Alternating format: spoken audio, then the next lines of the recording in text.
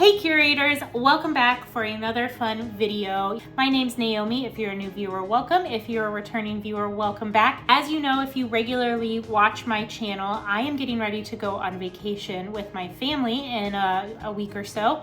And so I thought it might be fun to put together a video with some projects that could be travel knitting that aren't socks. As you guys know, I am not a sock knitter. I just do not enjoy the process. It does not spark joy. And I know that is like 10 out of 10 times, well, maybe like 8 out of 10 times, when you poll a room of knitters and you say, what would make a good travel knitting project? Most people respond, socks. Well, if you're like me, then you're probably wondering, what can I make? So I've made a list of some patterns. By no means is this an exhaustive list, but things that I thought that would be fun and engaging while also being portable. And I'm gonna go ahead and say off the bat, there's not any color work projects in here because for me personally, when I travel, I just want something that's fairly simple, but a step above mindless stockinette, even though some of the things I'm gonna recommend are straight stockinette or straight garter stitch. But simple texture is really what I was thinking in terms of like flourishes or embellishments, things along those lines within the patterns themselves. And for me, I didn't think color work, whether that's traditional stranded color work knitting or mosaic knitting, didn't seem as travel friendly. You know, you gotta manage different balls and things along those lines. So all of these projects are relatively simple. It's a mix of paid for and free patterns. And yeah, I hope you guys like it. So to start off, I kind of broke them into groups. So hats to me are a great travel project. You know, it's usually a one skein project. They're time consuming enough where you're not gonna knock it out in like 2 or 3 hours, but they'll keep you engaged for a while. You're mostly knitting in the round. You don't need that many notions, tools, or accessories to accomplish your finished project. So the first hat that I'm gonna recommend is the Bankhead hat. This is a pattern by Susie Gourlay. And as you can see, it's got a nice long brim and then just a little simple eyelet not yoke. We're talking about hats here. Crown, head, just a simple lace pattern as you go around. It is a worsted weight pattern, so it's probably gonna knit up a little bit quicker. But if you're thinking, like me, I'm going to be gone for roughly 10 days. So I'm thinking of taking 2, maybe 3 whips on the road with me. Most likely 2 though, because I like to travel on the lighter side. For me, that's something where I'd go, well, I'd probably knock this out pretty quickly. So I'd want something more substantial for my second backup project. The next hat I'm going to recommend is the 2x2 hat. This is a pattern by Anne Gagnon, I think, or Gagnon. It might be a French pronunciation in there. I apologize if I mispronounced your name. This is also a worsted weight hat. It's just in a simple 2x2 rib, as the name of the hat would suggest. And it looks like one of those patterns where you literally just cast on with one size needle. You go all the way up and then you work the crown decreases. This is also a free hat.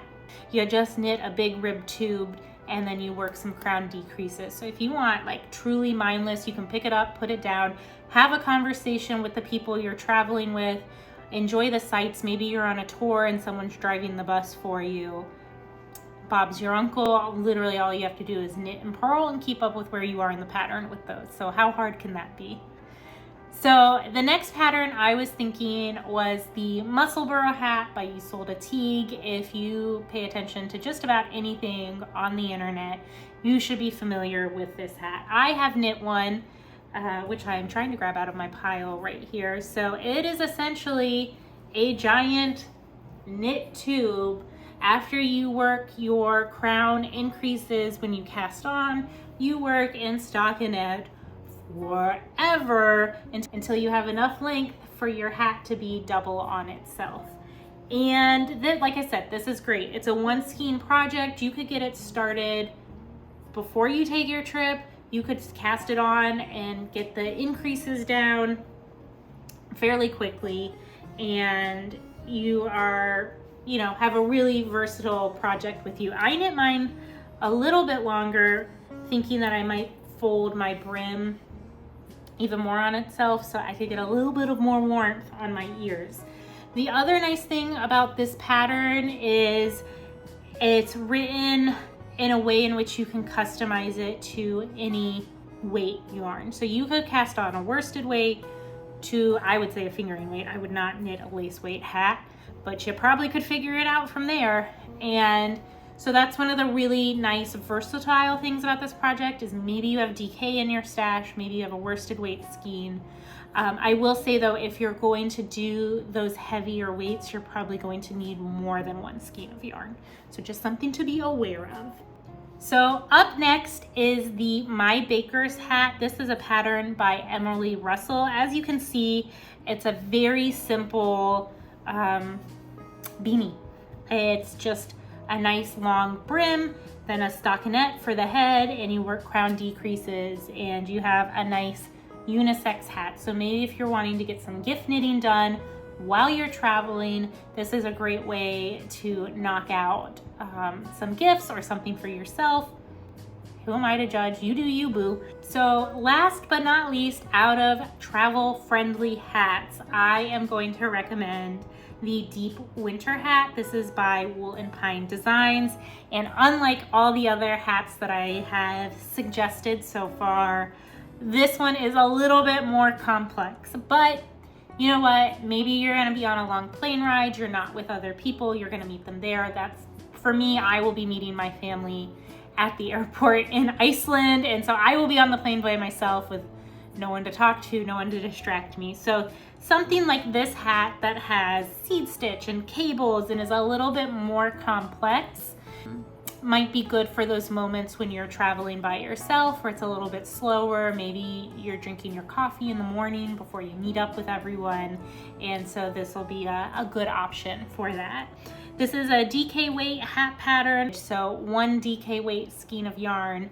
That's all you need, is that and your ribbing needles, your crown needles, and you're, you know, good to go. Get some snips in there, darning needle, chef's kiss, you got yourself a cute new hat.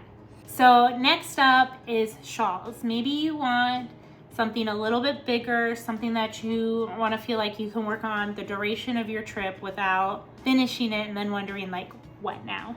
First up is the Bennett Sister Shawl. This is a pattern that I have knit myself already, and what I love about this project is you cast on and you just knit garter stitch pretty much the entire shawl. So you hold, it's one skein of fingering weight, and then when you hit the halfway point, you hold it with a skein of mohair. But with the exception of this kind of decorative section here in the shawl, you can't really tell on camera, it's garter, and then this portion here is stockinette. And so there you go.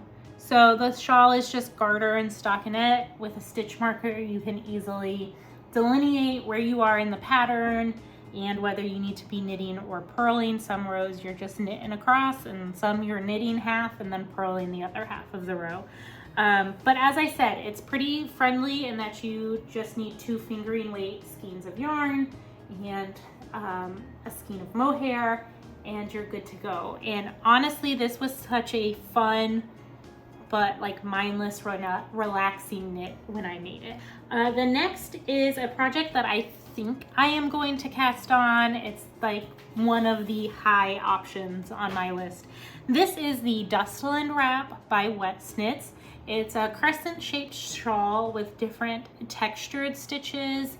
And so for me, that looks like something where, like I said, it's just a notch above stockinette, but simple stitch motifs that are easily memorized and repeated across the length of the shawl. One of the other nice things is, since it's a shawl, I would have no problem caking up probably like 3 skeins of yarn. I doubt I would knit through that many, but you know, you don't need to bring all the yarn with you.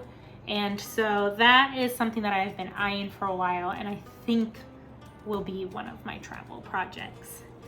Next up are a couple more Westknit shawls. I mean, he has so many shawl patterns. You could just go look through those and I'm sure find one that would suit your aesthetics. So one is the Boneyard shawl and the other is the Dotted Rays, which is something that I have also knit in the past. So Dotted Rays is an asymmetrical shawl. Mine I did a fade, but you could easily do it out of one color. And so the nice thing about this shawl is it is made entirely by short rows. And so with just a stitch marker and kind of moving that as you go along, you can, and that's how these eyelets are created. They're at that turning point in the short row. And so as long as you had your yarn, I mean, truly you can knit on this till it's as large as you like it. And this is like one of my favorite shawls that I've ever made. So yeah, it's great. It's really simple once you get the stitch pattern down, which you should have it down by like the third or fourth wrap and turn, you're good to go. Another Westknits project that I was looking at is the Boneyard shawl, and this is another triangular shawl. It's got a simple garter break throughout the shawl as you go. So once again, it's one of those easy, relaxing, but a little bit interesting projects that you could take with you. And last but not least, we are gonna get to my favorite thing to make, which is garments. And normally you wouldn't think that garments make the most easily travel knitting projects. But I think there's some exceptions to the rule, and it's once again being smart in your choices and for what you want to bring. First, I want to point out the Rift Tee. This is a pattern by Jacqueline Saslack, and it's a very size inclusive, accessible pattern. And a lot of the garments I'm going to show you trend on that tee summer knitting theme. One, you don't need as much yarn, so it's not as much that you have to haul around with you. Two, they tend to be out of fingering weight yarn, so once again, not as bulky to take with you. And I mean, who doesn't love a knitted tee? This pattern, it's very simple, timeless. I feel like you can knit it in any color and it'll work in your wardrobe. And I actually bought this pattern like a year ago and I have not yet cast it on. Bad Naomi, but I have the yarn, I've been eyeing it, and it's gonna happen.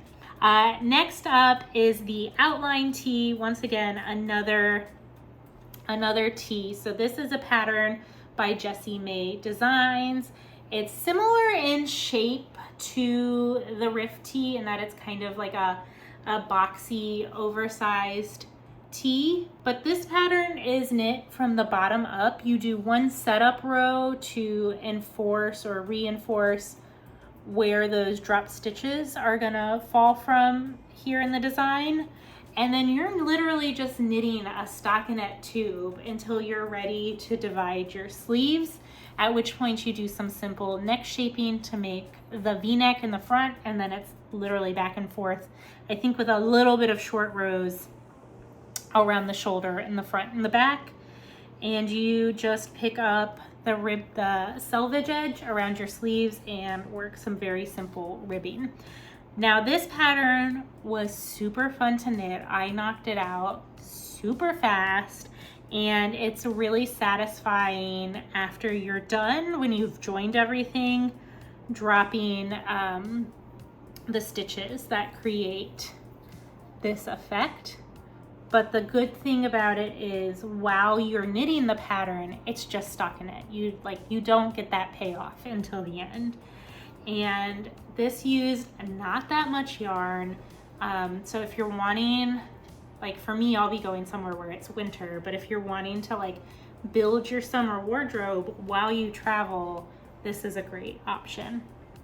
Another option kind of along those lines is one of the numerous bralette patterns out there. I'm not going to call out one in particular. This is another thing that I've been debating would be a good project to take with me, because a lot of them are knit bottom up.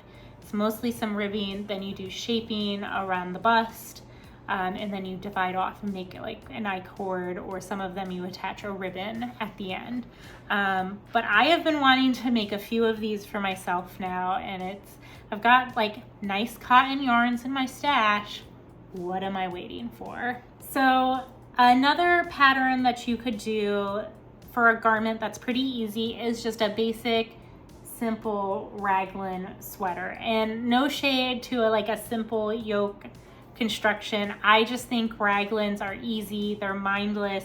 You're only increasing at 4 points in the garment. And once you divide your sleeves, generally you're just knitting the body and then knitting your arms, and you've got like a basic staple in your wardrobe. So a couple different patterns you could do along those lines are the Flax Light or the Flax by Tin Can Knits. There's the Lento by Joanna Haitalia. This is a pattern from Lina magazine, and it's I believe a fingering weight held with a mohair or a Surrey alpaca. Another option along those lines is Joji Locatelli, has a basic raglan pattern. Hers is really nice if you're a beginner. It does have a little bit of short row shaping as well as waist shaping, so you don't get as much bulk in the body with that pattern.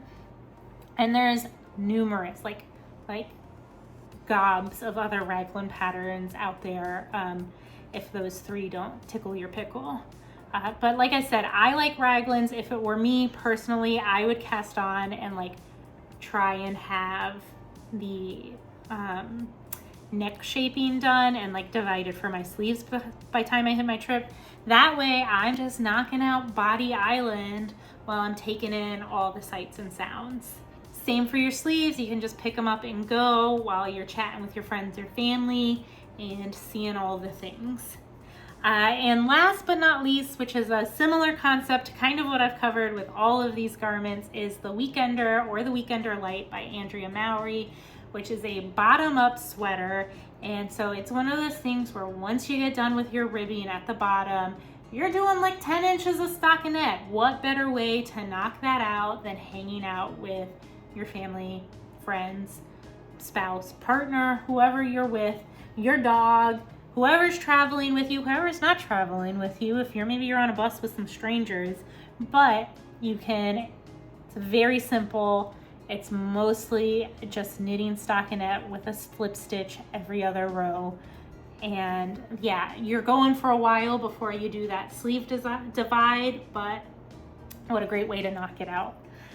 So that rounds it up for kind of knitting patterns that you can try and take with you while you're traveling that are not socks. And the last curveball I want to throw at you guys is maybe you don't take a knitting project with you at all. I'm going to be taking this DIY embroidery kit with me as well. Apparently the camera wants you to focus on Bing Bong and not my kit. So this is a little, come on. This is a little DIY embroidery kit that I picked up at my local yarn shop for the sole purpose of getting better at embroidery and embroidery stitches, because this has a variety of different techniques that I could learn and work on. It's small, it's portable. I'm not too worried about TSA apprehending my needles, and it should be like a fun thing to do on the plane if I need to mix it up from the knitted projects. So let me know down below if you found this video useful. 2, if you have any favorite travel knitting projects or things that are knitting adjacent that you like to take with you. And 3, let me know, maybe out of the things that I've mentioned of being of possible interest to knit on while I'm on my trip, let me know which one you would pick.